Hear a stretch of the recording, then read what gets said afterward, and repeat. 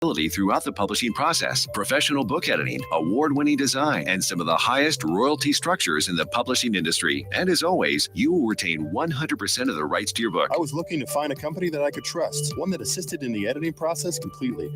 The most important qualities that I was looking for was a publisher who was honest and upfront, no hidden costs or fees, and owning the rights to my own work. Christian Faith Publishing will publish, market, and sell your books in all major bookstores, online booksellers, as well as specialty Christian bookstores.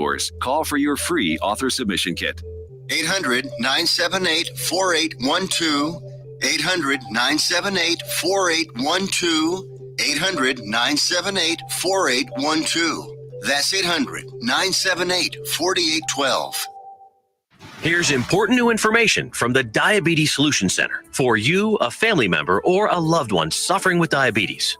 If you have lost your provider, or if you need a provider for diabetic supplies, you may qualify to receive your diabetic testing supplies now with little or no out-of-pocket cost, regardless of your age.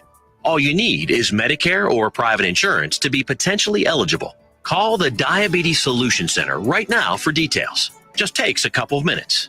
Our friendly, knowledgeable agents will give you free, no-obligation information, handle all the insurance paperwork, and make sure your supplies are delivered directly to your door for free. Call U.S. Medical Supply 24 hours a day. 800-597-9323. 800-597-9323. 800-597-9323. Call right now. 800-597-9323.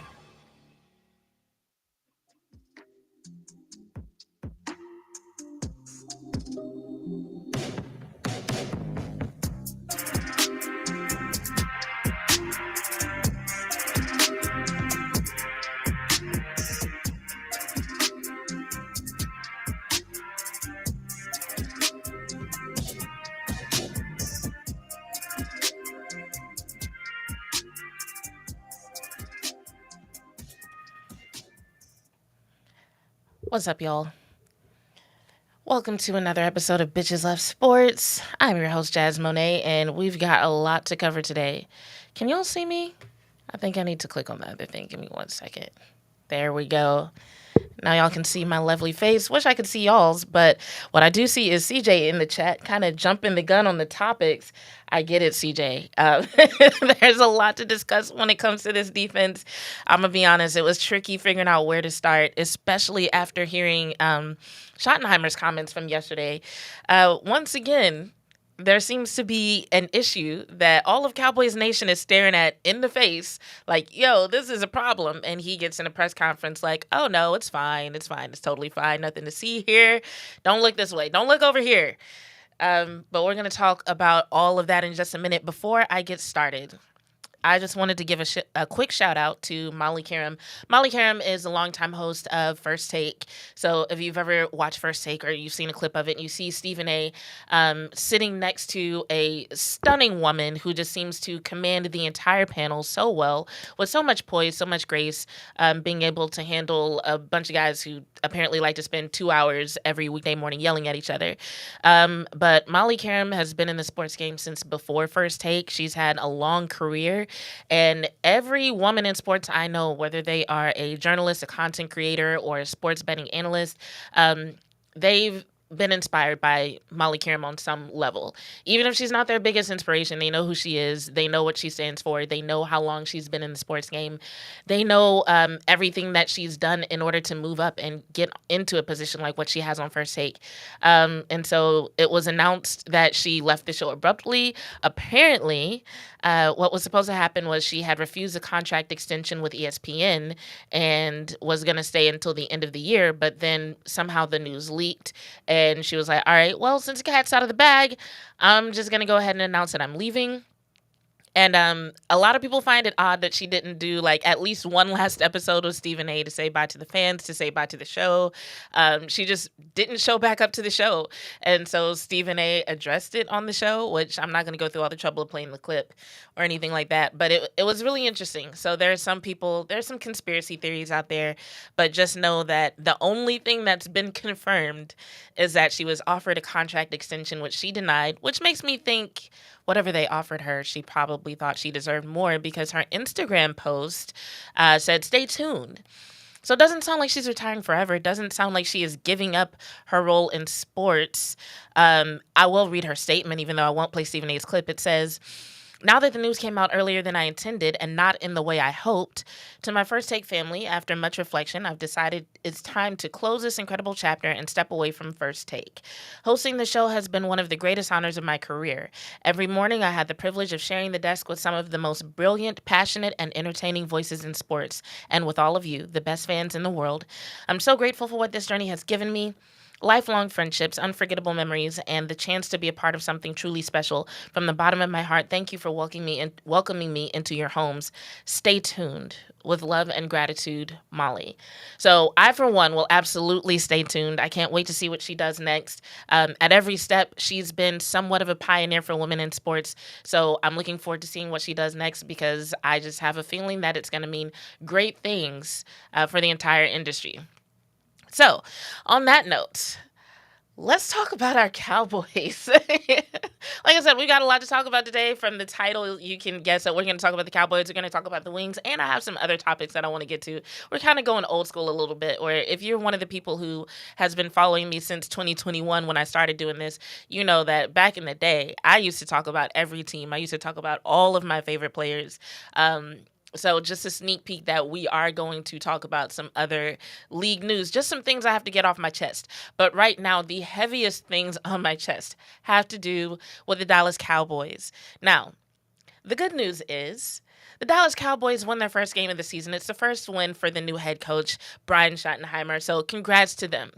It was an overtime nail-biter, which a lot of people didn't expect. People expected this to be a rout for the Cowboys. They expected the Cowboys to win by double digits. They expected the Cowboys to have a dominant win. But a lot of people also expected Russell Wilson to launch some deep balls down the field. And, well, those two realities just did not coexist. Russell Wilson launched those deep balls, but despite what Schottenheimer and Eberflus said about the team working on how to handle those moon balls, as they're called, all week, it didn't exactly show up in terms of results. It did not show up in terms of performance by the defense. And so while I want to give props to the offense, which they do deserve a little bit of criticism too, but let's be real. We knew the Giants had a tough defensive front. That's not the thing about the Giants that made people think this was going to be an easy win, right? They thought it was going to be easier to get to Russell Wilson. They thought it was going to be easier to stop their run game. They thought it was going to be easier to stop their offense. But that defensive front of the New York Giants is no joke. So, props to the offense, props to Dak for spreading the ball around. Got Turpin involved, got Tolbert involved, got both CD and Pickens involved in the passing game. It was really fun to watch, although it was not perfect. But this defense, the way the offense and the defensive performances make me feel about this game is like I don't know how much I'll pay attention to TikTok, but there's this thing on TikTok that was going around for a while, and it was kind of for girls, and I know most of my audience is guys, so y'all might not have seen it, but it was basically women talking about whether or not they were a cutie patootie or a bad bitch. And the general consensus was that cutie patooties are exactly what they sound like. They're very cute, a little bit more mild-mannered. Even if they do want to say something that might rub someone the wrong way, they're going to find the right way to say it. They're going to find a sweet way to say it. They're very spoonful of sugar type people, right?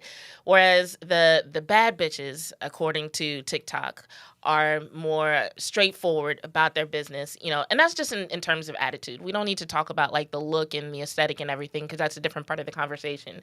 But the reason why I bring that up is because I feel like when I try to talk about this team, especially how they performed in week 2, it's like my cutie patootie side and my bad bitch side are like at odds. Because somebody DM'd me after the win and they were like, yo, congrats to your team for the win. And I was like, yeah, I'm glad they won, but let's be real, these boys need to tighten the fuck up.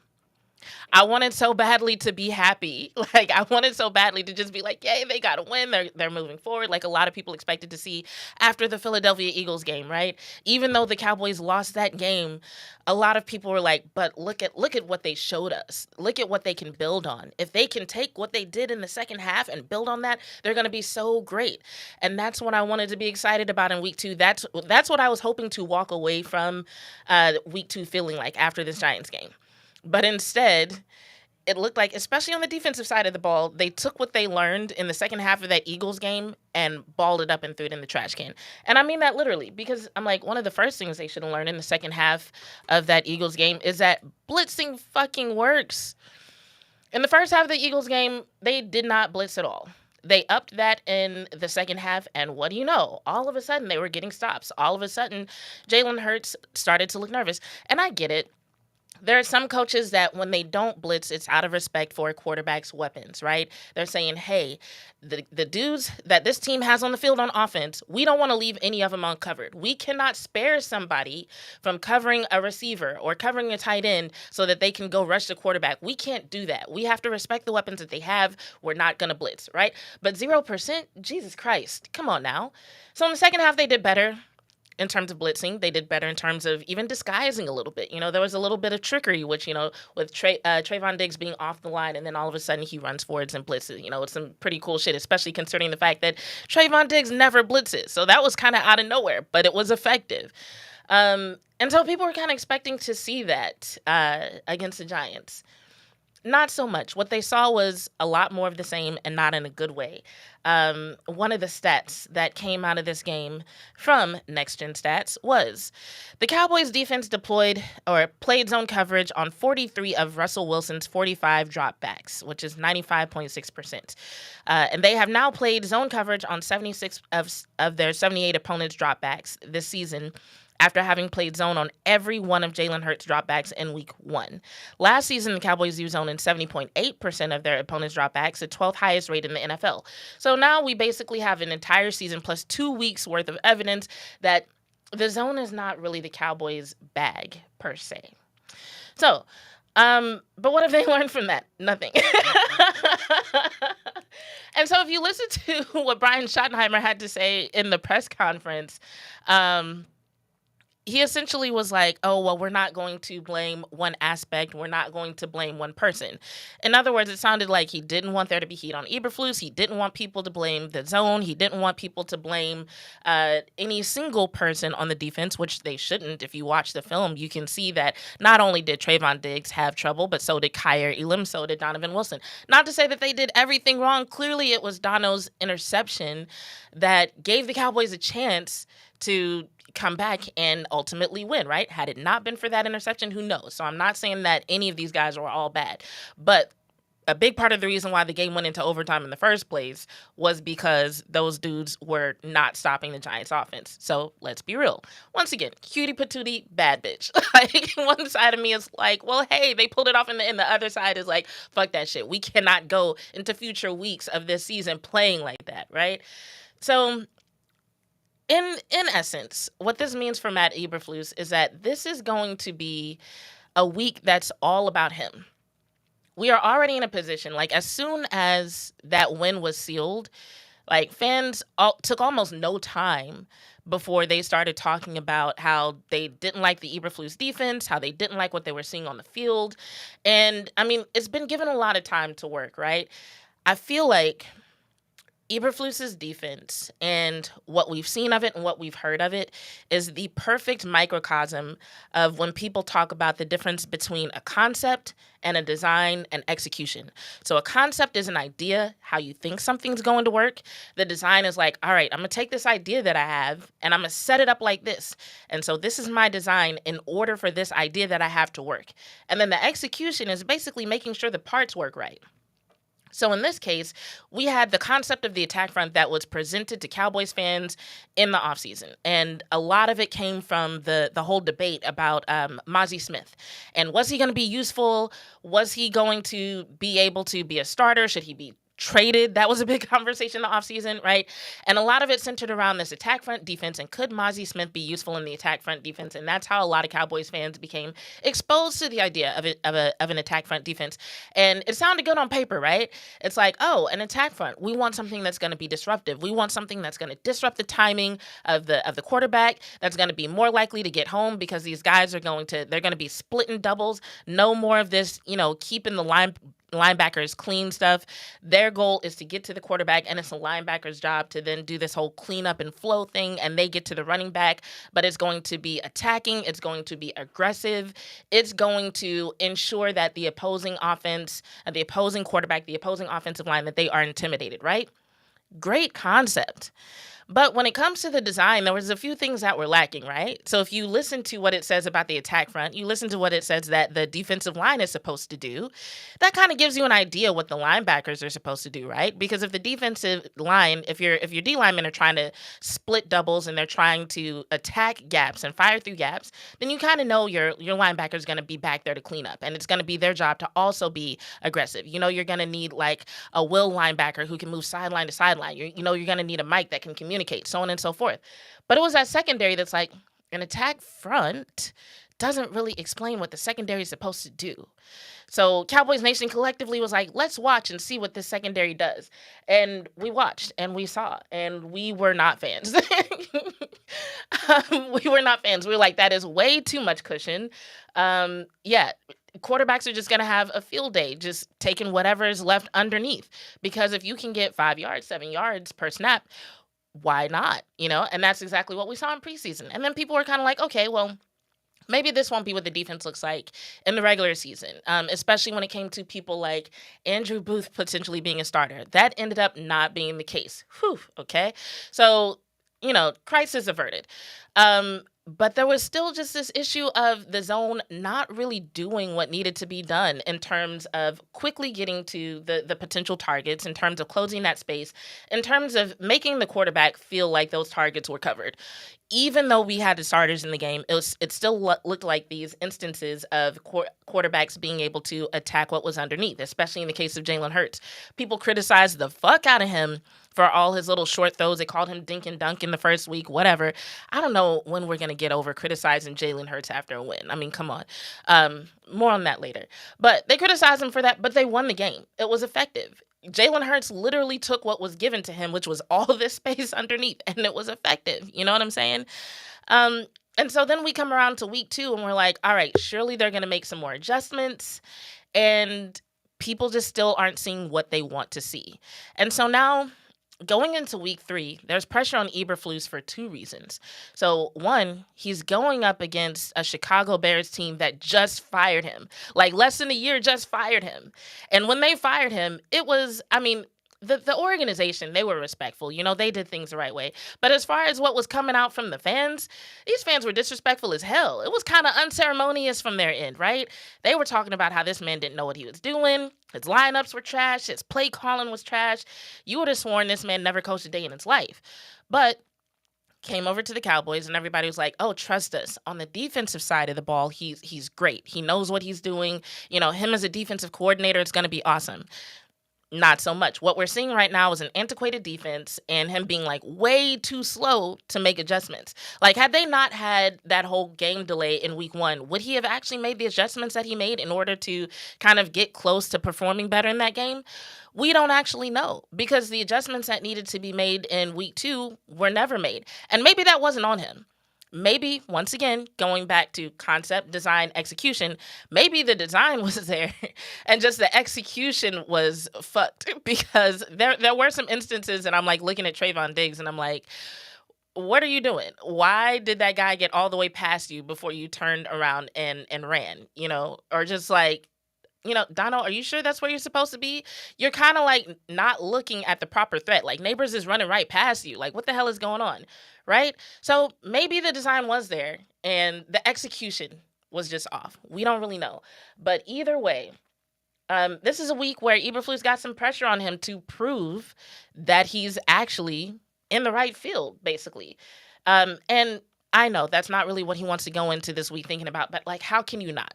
How can you not? After everything that happened, with him being a lame duck coach, with him being fired, with the way the fans talked about him, how can he not think about going back to Chicago and saying, like, okay, at minimum, I don't want to make an ass out of myself, right? So he's got to be thinking about that.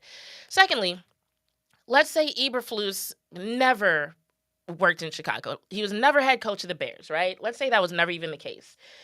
You're still looking at a situation where you are a longtime coach in the NFL. Right now, the fans of your current team are criticizing you for an antiquated defense that is ineffective against good NFL offenses, and most NFL offenses are good. And you're going up against Lincoln Riley quarterback. I could practically write a book on the struggles of Lincoln Riley quarterbacks when they get into the league and how many problems they have in their first few years. Shout out Baker Mayfield for, kind of getting things right this week. But yeah, going up against a Lincoln Riley quarterback who came into this league, hardly ever taken a snap under center, who's been criticized for basically being a one-trick pony, at least a one-read pony, right? Who's got a new offensive coordinator who most experts are saying, it's going to take him a couple of years to even get used to Ben Johnson's offense. It's going to take him a while to get used to taking snaps from under center. Like, even if Ben Johnson schemes up the best offense ever, Caleb does not have the skills. He does not have the tools in his tool belt to execute. So once again, going back to concept, design, execution is where Matt Eberflus could really shine, because typically what you want to see from an NFL defense, at least, is you want to see something that's going to confuse the quarterback. You want to see something that's going to make them hesitate, that makes them hold on to the ball, right? Which is a problem that Caleb Williams already has. I love Caleb Williams to death. I watched him all through college, but that's why I can say with confidence, holding the ball is a problem Caleb Williams has. So this week, if your defense, full of veterans, if this attack front defense that's supposed to be so aggressive cannot get home against a quarterback that is still getting used to a new offensive scheme, that's holding the ball sometimes for 3 seconds or longer, if you can't do something to confuse this guy, to hold him up, to stall the offense, what are you doing? What are you doing? If the defense does not look good this week of all weeks, then it's time to have some even more serious conversations about Matt Eberflus. Because yes, Ben Johnson is a very smart coordinator. And yes, the Chicago Bears do have weapons. But at the end of the day, Matt Eberflus, based on his reputation, should be able to throw Caleb Williams off his game regardless of what Ben Johnson has designed. And that's what a lot of people are going to be watching for, not just because he's going up against his old team, but also because he's going up against a team with an inexperienced quarterback, and they're waiting to see this side of Matt Eberflus. They're waiting to see the smart coordinator, the supposed genius that they thought the Cowboys were getting. So this is the best time he's going to have in probably the first several weeks to show it. So on that note, we have a few minutes left in this half. I want to take a look at the chat and see what y'all are talking about in here. Let's see. JV says, Donovan Wilson was slow to grasp a new defensive scheme last season as well. I'm going to be honest. I'm going to take your word for it because I don't remember a lot last season. I remember a lot of injuries and a lot of losses. So when it comes to individual adjustments like that, not really top of mind. CJ says, Bears got wide receivers all around. Excuse me. Don't use Dono for nothing but blitz because he can't read defense that good. Oh, my God. So JV is saying bench Dono. CJ is saying only use him for blitzing. But CJ, what do we do in a situation where Matt Eberflus is not blitzing? Or are you like me and you're like, nah, he needs to be blitzing more and he needs to use Dono to blitz? In which case, yeah, that could work. That could work.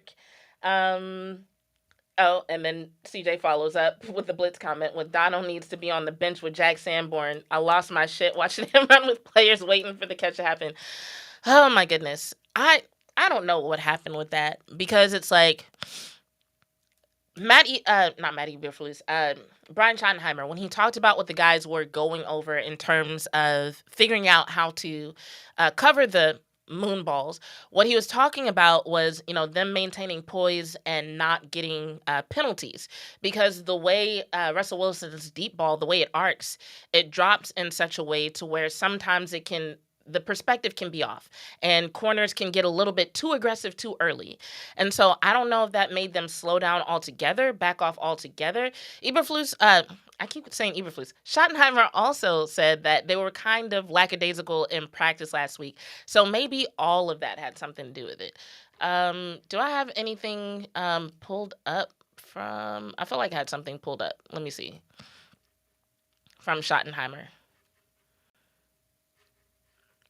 Let's see what this is. No, I think we did some stupid shit tonight. Yeah. Bars. That's not the clip that I thought it was, but props to him. I'll find it in the break and then we'll come back to it. My bad, guys. My bad. I'm back. Let's see. Not sure about our safeties at all. Meech, Malik Hooker is actually quickly and quietly becoming one of my favorite players. Malik Hooker is very smart. He gets to where he's supposed to be when he's supposed to be there. And there have been a lot of instances that he's had to clean up for guys and end up doing things that it doesn't even look like he was assigned to do for the sake of helping out the team. So, yeah, I wouldn't say that like our safeties are necessarily a problem, especially Malik Hooker. Now, there's only one of him. Unfortunately, there's only one of him. So he's smart, he's effective, but there's only one. CJ sent to JV, you right, a lot of people weren't playing their lane last year. That was actually going on for a couple of seasons, because I'll never forget the controversy over safeties being converted to linebackers and how weird that was. So yeah, we had a couple of seasons of just weirdness in terms of personnel. So yes. Meech also said, like, blaming Dak for a loss is a sickness. It really is, and it's contagious too. It's a sickness in some people. Our wide receivers and defense was never built to compete with pressure in the big moments. Aw. I think our wide receivers are doing better. And then CJ says, it's better than playing possum for the Bears next week. Oh, like in terms of hiding what the scheme is actually going to look like so that the Bears can't get a jump. I'm not a fan of that. What else did you say? Them safeties was pissing me off. You can literally see Diggs telling Wilson, come help over the top, and dude looks lost. So, yeah, maybe this is just a Dono thing. Because, like, for the most part, I like what I'm seeing from Malik Hooker. Now, I do need to go back and look at the All-22 to see, like, what he's doing on every snap. Like, what I'm talking about is just basically, I watched a lot of him from week 1 in terms of, like, actual All-22 stuff, right? But this week so far, I've watched the broadcast view a couple of times. So what I did see of him, I liked. I didn't see everything. So maybe... yes to Malik Hooker, no to Dono. Maybe my cutie patootie side really likes Malik Hooker, but my bad bitch side is like, fuck Donovan Wilson. No, I could never say that about a player. Seriously. But yeah, the reason why I don't like the whole playing possum thing, CJ, is because this is a league where every win matters. And if you have to put so much in the bag, like keep so much locked in the playbook to the point where a game gets that close, I feel like you still have issues to address either way. That's not what you want from your defense. That's not what you want on either side of the ball. I'm not a fan of the whole hiding plays, unless you just have that much in your bag to where you can hide a play and still be dominant, you know? But it's like, if you got to hide so much that your defense looks like it can't perform, then you're going about this the wrong way, in my opinion. So I hear what you're saying, but I'm not buying it. And if it is true, it's unacceptable. So anyway, we got a few seconds to the break. When we come back after the break, we're going to talk about the DallasWings. I'll address any questions that y'all put in the chat about the Cowboys. And we're going to do a little read and react, where I read the things from the and I react to them. So stay tuned. We'll be right back in a few seconds after we pay these bills.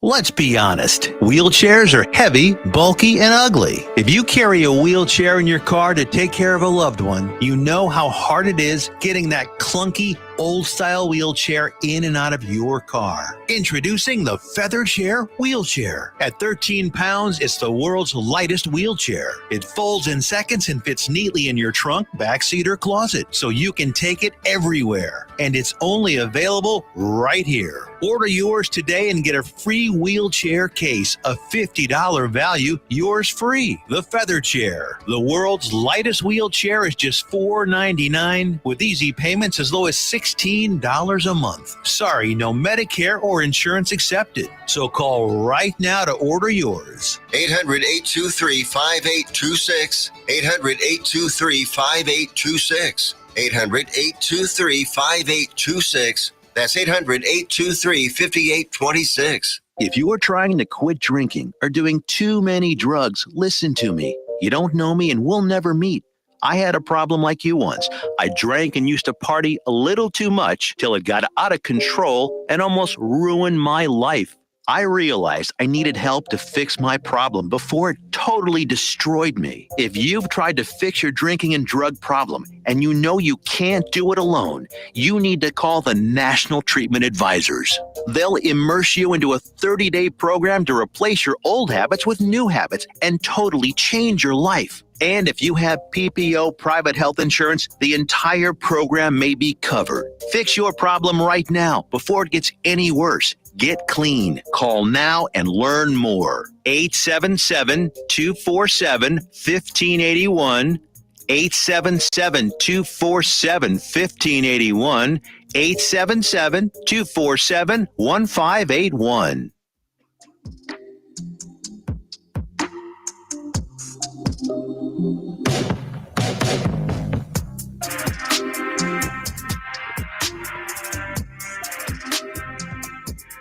And we are back. How's it going, y'all? So there's a couple of things in the chat for you if you're watching on the YouTube side. One is don't forget to hit the like button. It's a few of y'all being active in the chat. Much appreciated. I love when y'all ask questions and give feedback and share your takes. But make sure that you also hit that like button. Subscribe if you haven't. Make sure your notifications are turned on. And share the link to this video with someone who you think might like this content. Also, our awesome producer and owner of this station has dropped a link in the chat. So that is ntxradio.com/micdrop, MICDROP, mic drop. And that's where you can sign up for the newsletter. So if you ever want to be the first to know what's going on with NTX Radio or with my show on NTX Radio specifically, you can sign up. You can also put Bitches Love Sports in that little slot where it says what show do you watch or what's your favorite show. If you just want to show me a little extra love there and get to know what's going on with not only me, but also my colleagues here at the station. So thanks for that. All right. So I just want to address a couple of things that I saw in the chat during the break. Let me see if I can pull them up. I always forget where this button is. All right, chat. Here we go. Okay, so CJ is talking about Malik Hooker, something that happened in 2023 where he was making some business decisions. So I talk all the time about how I am still in the process of watching film. So in 2023, I wasn't really watching it like that. I don't really remember what he was and wasn't doing in 2023. I do know that sometimes safeties kind of take a hit for not doing what fans think they should have done, when in reality, they're doing what they were supposed to do, but they could have done something else, right? So it's kind of like, I can't really think of a good analogy, but I guess that's like the first thing that comes to mind for me is like, okay, are these things that Malik Hooker was supposed to do and he wasn't? Or was it just areas where it looks like he could have stepped up and he didn't, but that wasn't necessarily his job in the first place? But CJ goes on to say, I guess he got better because my eyes were more on Wilson. Yes, that's common. Usually fans, especially the ones who do watch film and who are used to watching the game through a certain lens, they will kind of hone in on the player that is not where they're supposed to be, that is getting beat, that is not doing what they're supposed to do. So it totally makes sense that you might notice Wilson more. I just noticed Malik Hooker because like I'm trying to get in the habit of like watching formations, watching, both sides of the ball and seeing not only where's the ball going, which a lot of fans are also ball watchers, but also what are people doing around it? How's the play being influenced? And so I noticed a lot of good that Malik Hooker was doing in week 1, and I noticed him doing a lot of those same things in week 2, not in the same way, because in week 1 he was doing a lot of let me slow down Saquon Barkley so someone can tackle him, and that was effective. And in this week, he was doing a little bit more of what the safeties were supposed to do in terms of like helping out in certain areas in secondary coverage. But it just seems like that it's definitely not highlighted on the broadcast. And it is the kind of thankless work that isn't noticed by fans until someone points it out. So if I ever get confident enough in my film watching skills to do a film watching session, I might do one on Malik Hooker just to show y'all how many times this guy throws the cape on and just does something to save the day for the Cowboys defense. JV says, I thought you was typing. JV, I am typing, but sometimes Tiff types something. So yeah, usually if I'm like hit the like button or say hi or I'm responding directly to one of you, that's me. But then if it's a link, something to support the station or support the show, usually that's Tiffany taking something off of my plate so that I can talk to you guys and I'm not sitting here pasting links and typing stuff all day and I can focus on what I'm saying to y'all.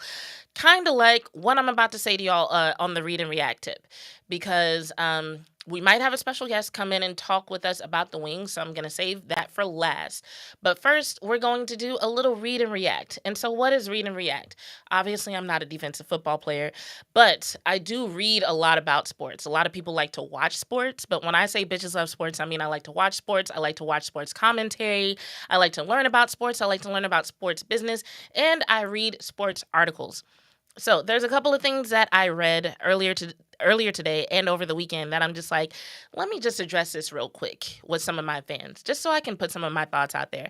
And the first one is about a quarterback that I know a lot of you guys love to hate, but who I've been watching since college, and his name is Mr. Jalen Hurts. Now, Jalen Hurts had yet another game where the Eagles won, but his performance as a passing quarterback was a little bit underwhelming. So in the game against the Cowboys, like I said before, his short throws were criticized. And in this game that they had this past weekend, he was criticized for just not getting a lot of yards in general. So it was, who was it? I'm trying to just make sure that I credit the right person. So they were playing the Chiefs, and it was Chris Jones, defensive tackle for the Chiefs, who said about Jalen Hurts, and this was, by the way, in case you didn't watch it, this was a scenario that happened literally at the end of the game, like right before Jalen Hurts took a knee to end the game. Chris Jones said, "You didn't even get 100 yards today." And Jalen Hurts responds and says, "We won the fucking game."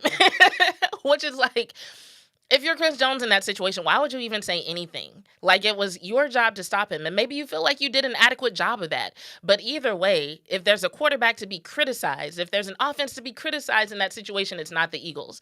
So why the hell would you even make a comment about how many yards a quarterback has when they won the game? And that's the goal. And that's what Jalen Hurts affirmed in his press conference when he says, in the end, you play the game for one reason. You play the game to win, nothing more, nothing less. And I'm happy that we were able to find a way to win.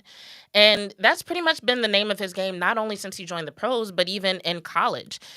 I watched Jalen Hurts get benched and then work his way back up to being a starter and then get drafted and then being criticized for being a running quarterback, even though these days it feels like if you don't have an athletic quarterback, your offense ain't doing shit anyway. So I guess he was a little bit ahead of the curve in that sense. But it feels like every season, every week, somebody finds a reason to criticize Jalen Hurts. And I know last year, their season was a little bit up and down, but right now they're 2-0. And so I just feel like when it comes to criticism of when and how often Jalen Hurts throws the ball, people just kind of need to shut it. Like, unless you're doing some real analysis on it and you actually have something to say about the future of the season for them or how it might not work out so well against certain opponents, then okay, we can talk about what Jalen Hurts is doing in terms of being a throwing quarterback. But outside of that, I feel like this attitude of finding a way to win Even if it means that you don't light up the stat sheet, that's what you want from the leader of your team. That's what you want from your quarterback. Someone who's not so obsessed with the stats that they might even sabotage an offense. Somebody who says, yo, if we win this game and I get less than 100 yards passing, so fucking be it. So on that note, I just want to applaud Jalen Hurts for standing on what he said and not backing down, not even trying to defend himself or paint it in any other way. He said simply, hey, you play to win, and we found a way to win. So good for him. Now, the other story that I want to read and react to has to do with the Indianapolis Colts, another team that is also 2-0. And I just want to bring something on the screen here for you because I don't know how familiar most of y'all are with this story, but there's been a little bit of controversy with one of the owners of the Indianapolis Colts. And I say one of the owners because the owners of the Indianapolis Colts are actually these three sisters. They inherited the team after their father passed away. And the one who has taken the most control of the team is this one that you see far to the right. Her name is Carlie Irsay-Gordon. Now, why is she being criticized? She is being criticized because she's been on the sideline with a headset on, not saying anything, simply listening to the exchange between the coaches and the players that happened between, like the coordinator and the quarterback or the coordinator and the green dot on the defense. And for some reason, she's taken a lot of heat for it. And she's taken so much heat, it's like, okay, well, is she being disruptive? No. Is she being critical? No. Is she doing something that hurts the team? No. Is she doing something that's outside of her role? No. Now, she's doing something a little bit out of the ordinary, right? She's doing something a little bit out of the ordinary because you don't often see an owner on the sideline with a headset on. But here's what she told Forbes about that situation. She said, I need to be able to say, is this person full of BS? Do they even know what they're talking about? She said this to Forbes in June. She said, I would suggest it for anyone else that has to pay coaches and GMs millions and millions of dollars. It helps you make a less expensive mistake potentially.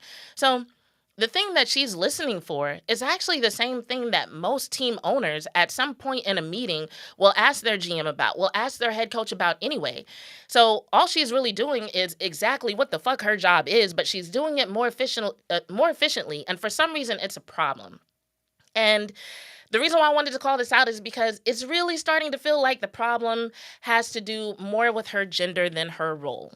And if you're sick of hearing about this, I don't care. Because, while bitches do love sports, a lot of y'all kind of make us feel like y'all have a problem with the fact that we love sports. A lot of y'all make it feel like sometimes women aren't welcome in any role, whether it's as a fan, a journalist, a commentator, or even a team owner. Even a woman worth billions of dollars can't simply execute her job the way that she wants because somebody is going to find a problem with it. And the reason why this really seems random as hell is because you see people in comments on social media saying shit like, oh, she's a female Jerry Jones, and making it seem like an insult. Well, first of all, if she really was a female Jerry Jones, so what does that mean? That the Colts are going to win a few championships and she's going to become even more of a billionaire, and then the team's going to, have some good seasons after that and get lucky on their quarterback picks? Okay, there are worse fates. But what really strikes me about that comment specifically is that it doesn't actually make any sense.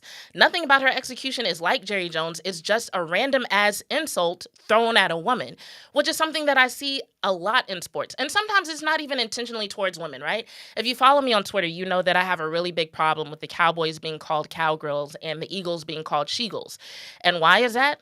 It's because if your idea of an insult is to take the word boy and replace it with girl, or to take a word and feminize it, and you think that's what an insult is, that tells me what you think about girls and women.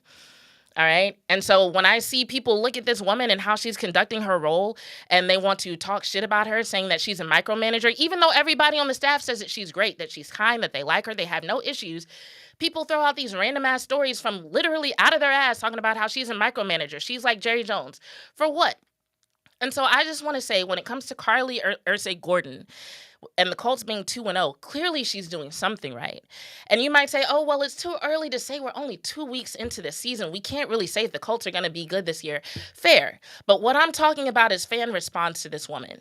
And when it comes to fan response to this woman, and it only being 2 weeks, 2 wins in 2 weeks, I feel like if 2 wins in 2 weeks is enough time for people to be on Howie's nuts with the Eagles, if it's enough time to glaze the fuck out of Baker Mayfield and what he's doing with the Bucks, it's enough time to give this woman her flowers. And it's defending her, but it's about more than just her, because I look at this video, right? Let me pull up this video from Instagram so y'all can see the shit that went viral. Her literally just doing this went viral. Not saying anything, just taking notes with the headset on, right? This is what went viral over the weekend, right? Crazy. This right here. And I look at this woman, and I'm like, she doesn't need my defense. She looks like the type of woman who, not only is she out of fucks to give, she looks like she don't even really keep fucks in stock for real. She looks like she ran out of, like, her fucks went on clearance when she took over the team. And ever since then, she's only had side eyes and eye rolls for everybody, but you can't see them because the money's in the way, right?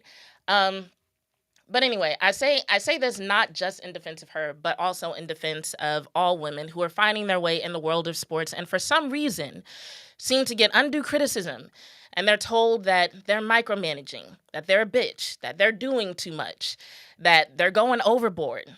Why are you here? Why are you doing this? It's always why, when all they're doing is trying to do their damn job and do it well. So this is for all those women. And hopefully they get that message and they're inspired by it. Shout out to Carlie. I've never been a Colts fan, but I'm a fan of hers. All right. On that note, I'm going to go ahead and assume that my guest can't make it. I knew that was a possibility.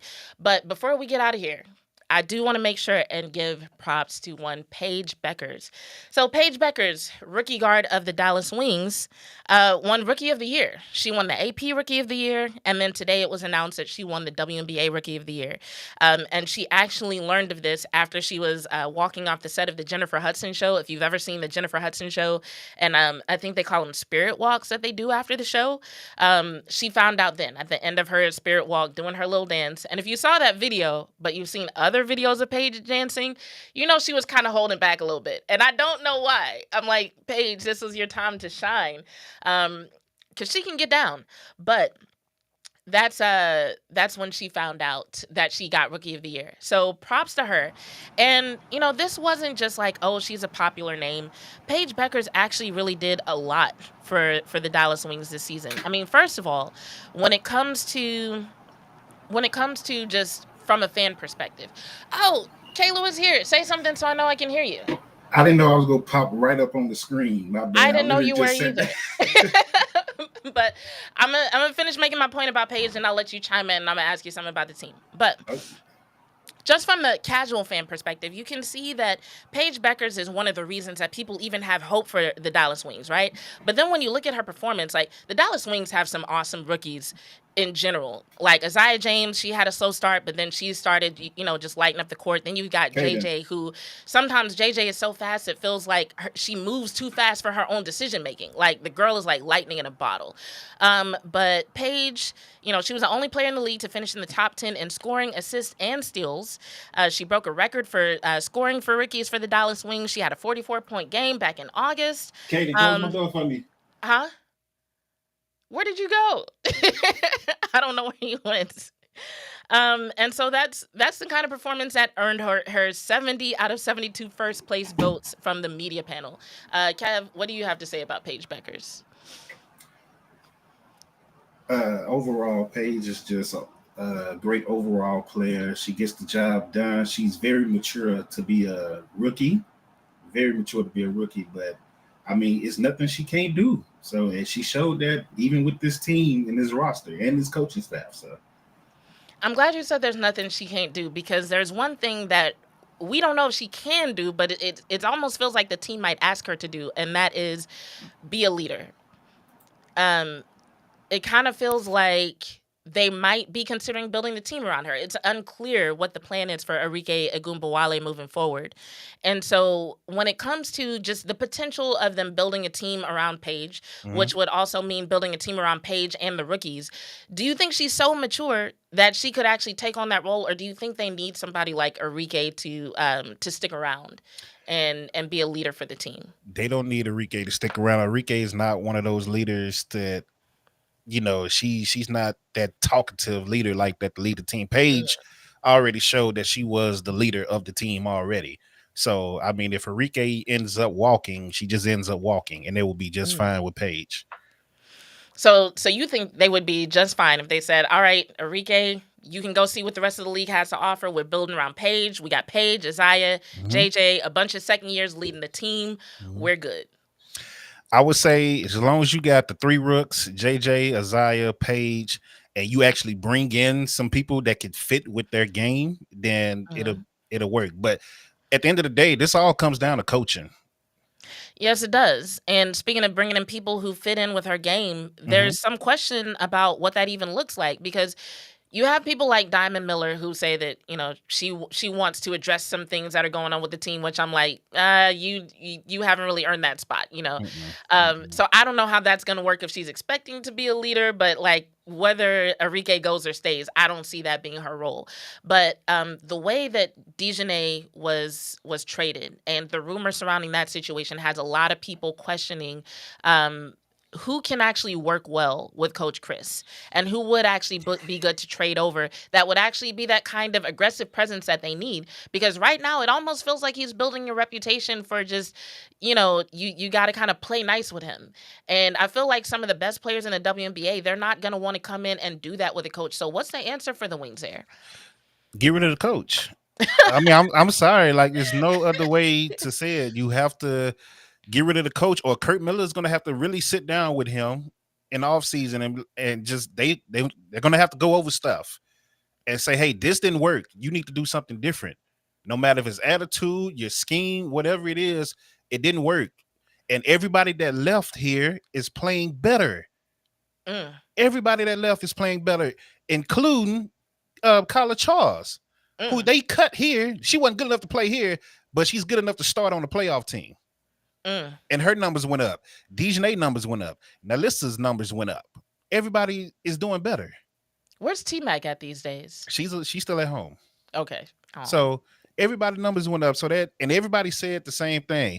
It's a better feel. It's better vibes. The offense is better. Yada yada. Everybody is saying the same thing. Were any of them specific though? Yeah, Dejanay said, you know, we don't just take shots. We know what we're doing here in Minnesota. And the ball is not being shot until we know we have the best shot. It's not just we're lost. We know exactly what we're doing at all times in Minnesota. She said that her first week. Which definitely sounds like shots fired at this whole concept of her free-flowing offense that Coquelin has tried to bring to the table. So it wasn't free at all. The only time it was free was the 2 home games against Phoenix. That was the only time it was free all year. I think a lot of fans would hope that you would say something else, because it doesn't seem like they're going to get rid of Coach Chris. So if getting rid of the coach is the answer, then what does year 2 for him look like? He's going to have to look in the mirror, and he's going to have to really do some deep searching and deep, you know, he's going to have to watch film. He's going to have to reevaluate everything that he thought was right this year, because it clearly wasn't right. Arike numbers dropped. Arike is not putting up these type of numbers anywhere else this year. Everybody's numbers dropped, but seeing Arike with a season, I think she ended under 35%, right? That's bananas. That's bananas. So I agree with you on that. I guess my thing is, like, because they're not getting rid of him, the team has to do something. But it's like, if they can't bring in quality free agents because of the coaching, then what are the players who are already there, what are they supposed to do? You know, because it's like, while we can say all day that Paige and the rookies can step up, and let's say they do keep Arike, okay, but what does that really mean? And has there been any word? Okay, so there was like a lot of controversy with Nola during the season. Has there been any word on that since the players started addressing it? No, it's been quiet since Maisha charged up that fan that one time. Oh Lord, it's been pretty quiet. Fans still feel how they feel, but they're actually, after that video went viral, they decided to pay respect, you know, and be respectful to the players, because the players told you something. Say, you know what, we'll listen to the players. If we're bothering the players, that's not the goal. The goal is to get the message to the front office that we're not happy with the coaching staff. That's fair. And I think they've received that message, but I think it's up to the front office to actually do something about that. And I think that's the thing that most people are worried about. But it could be a non-issue if this lockout happens. What are your thoughts on that? Because there are some people who are saying, no, they'll figure it out. But there are some people who are saying that there's just too much to figure out, because not only is there the issue of the revenue, but there's also things like the travel conditions. There's things like how they're going to handle the expansion teams. There's so much on the plate for these players to figure out that has to be done essentially by the time the championship game happens. October 31st is a deadline, or else they're going to end up facing the first work stoppage in the history of this league. What's your prediction when it comes to that? I think they're gonna, if they don't pay them what they want, they're gonna sit out, because they don't need to play in the WNBA anymore, because the top players can simply go to Unrivaled and make more money. But is there enough room on Unrivaled for all those players to go there? They just added 2 more teams for this year. Oh, Jesus. So, I mean, even if it's not, and then you got people like Tina Charles and Maddie, who is an AU champion already. You got the other players that's not going to Unrivaled. They're going to AU. So I don't know what the money is in AU, but Unrivaled is, they're paying these players even when they're not playing, and their revenue just actually doubled as well. So that's why they added 2 more teams. They're getting a lot of sponsorships and partnerships. Yeah. So, now, I know in the past with the NFL, sometimes the NFL will kind of make a trade like, okay, well, we can't pay you all this, but we can make concessions in other areas. Do you think that's an opportunity for the WNBA, where if it's not the revenue sharing that they get right, but they do get things right, like with the travel conditions and some of the other things that players are asking for, do you think that would be a good compromise? Or based on what you're hearing, does it seem like players are not going to be satisfied until they're paid better? Nope. Give them a better split of the revenue. I've been saying that. My very first WNBA podcast was in 2018, was about the same thing. Give them a better percentage of the revenue. Simple as that. How are they supposed to do that when so much of their revenue is controlled by entities like Nike and the NBA? It's like they don't even have, the WNBA doesn't have control of most of their revenue themselves. So it's like the part that they have to split is what they have. And it sounds like that can't be changed. So what are they supposed to do? They better figure it out. That's what they're supposed to do. I don't know what else to tell them. This has been going on. This conversation started in 2017. That's, with the whole revenue split and all that. They could do it if they wanted to do it. But I have a couple of players when it coming back to Dallas who I would love to bring in. Realistically, there are a lot of people. Really, everybody's a free agent this year because of the new CBA that's coming. But there are a handful of players that I think can actually come in. You can make the money work, and it'll fit with Paige, Isaiah, and JJ. Well, you got about 45 to 60 seconds. Do you have time to tell us about any of those? So Shakira Austin, center. Okay. From Washington, Gabby Williams, forward in Seattle, and Brianna Jones, center from Atlanta. Those are the first 3 names I will go after. Now, if you want a Derek Hamby, go for her. That's fine too. But you need some bigs that can shoot, can play inside, and can play outside. And then you need a wing because you got rid of Dejanay, and you need some size. And Gabby can shoot the 3. She can play defense. She's a proven player. Those are the top 3 names that I will go after right now. And then everybody else, we'll fit them in when we need to fit them in. I'm with you on the size thing. That does seem to be something that has kind of plagued the Wings in an ongoing fashion, is like how to get and keep some bigs that are going to help out the team. Now, real quick, do you think those players will get along with Coach Chris, though? Coach better find a way to get along with him. But most of those players that I named outside of Shakira, they are pretty easy, to work with. So Shakira, she has a little fire to her, so she might get into it with a kind of like what Dejanay did. But everybody else, they're laid back. So, well, it sounds like Kev's perspective is whether you're the WNBA or the Wings, you better figure it out. It out. So, on that note, thank you so much, Kev, for joining me for a few minutes. This has been another episode of Bitches Love Sports. I'm your host, Jazz Monet, and we out. See you later.